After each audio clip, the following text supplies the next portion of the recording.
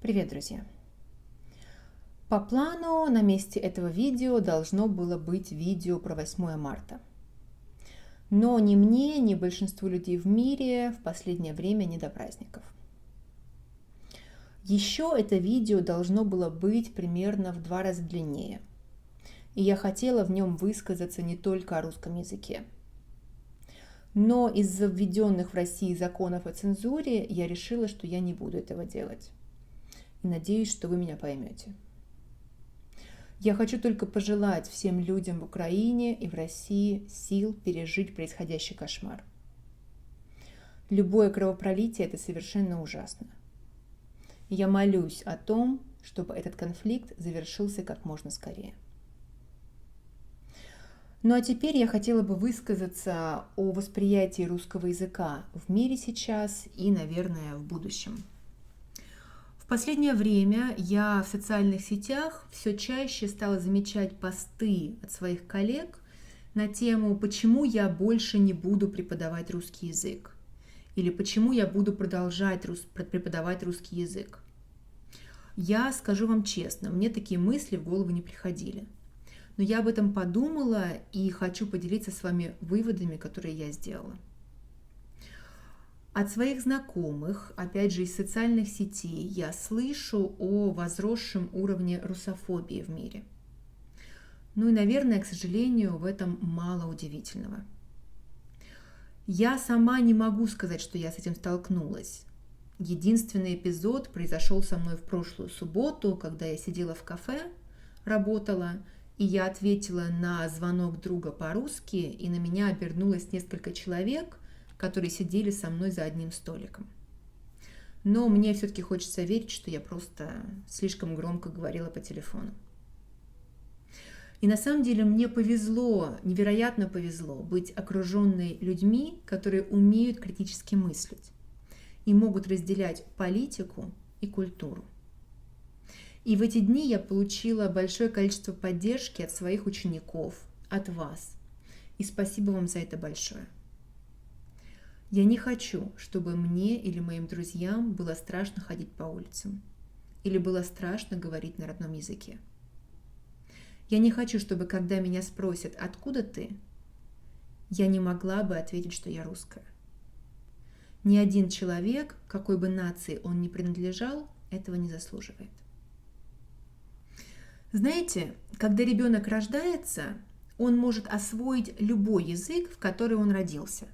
Английский, французский, немецкий, русский, китайский, арабский, совершенно любой.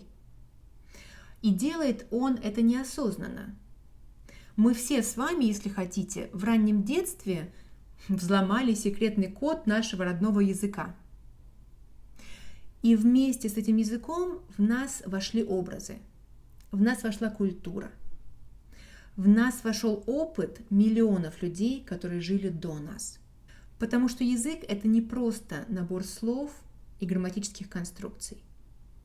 Язык – это способ видеть мир, это мироощущение.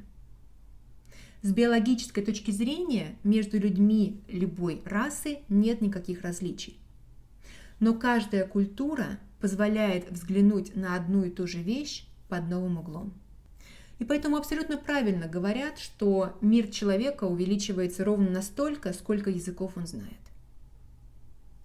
И вы знаете, я невероятно счастлива, что мой родной язык русский, что я могу видеть и понимать его глубину, что я могу чувствовать оттенки смыслов, что я могу читать на этом языке и прикасаться к опыту, к размышлениям миллионов людей, которые жили до меня. Свои первые детские клятвы вечной дружбе я давала по-русски. Своими переживаниями со своей мамой в детстве я делилась по-русски. Свои первые слова любви я говорила по-русски. Свои мечты в дневник я до сих пор записываю по-русски. Потом мне очень повезло, и для меня открылись двери в английский язык, в испанский язык, даже в греческий немножко. Но моим родным языком был и остается русский. Русский язык и русская культура – это то, что делает меня мной. И отказаться от них, означало бы перестать быть собой. Когда в какой-то момент своей жизни вы решили изучать русский язык, вы вместе с тем решили прикоснуться к этой части общечеловеческого сознания. Вы, наверное, не думали об этом в тот момент, но вы также решили разобраться, как думает довольно большая часть человечества. Вы изучаете не просто падежи и глаголы движения. Вы также изучаете один из многочисленных способов смотреть на этот мир. Вы прикасаетесь к произведениям искусства, к достижениям культуры, к мыслям и чувствам людей, которые думали и думают по-русски. И я прошу вас, пожалуйста, не забывайте о разнице между политикой и ужасами, которые сейчас творятся руками одной группы людей, и культурой, которая создавалась руками миллионов на протяжении многих столетий, и которая так много дала этому миру. Пожалуйста, помните об этом, когда вы слушаете музыку, созданную русскими композиторами, когда вы читаете книги, написанные русскими писателями, когда вы смотрите на картины, созданные русскими художниками, когда эти произведения искусства вызывают в вас мысли и чувства. Все люди, которые создали эти произведения, где бы они ни жили на протяжении своей жизни, являлись или являются носителями русской культуры и русского языка. А эти понятия вне политики. Все в нашей жизни рано или поздно заканчивается. И я молюсь о том, чтобы этот конфликт закончился раньше, а не позже. Русская культура и видение мира, которое передается через русский язык, останутся. Пожалуйста, не забывайте об этом. Я прошу вас, пожалуйста, не бросайте изучать русский язык. Потому что русская культура дала миру огромное количество хороших, достойных людей. Я буду продолжать преподавать русский язык. Я буду продолжать делать видео для этого канала. Потому что русский язык и политика – это не одно и то же.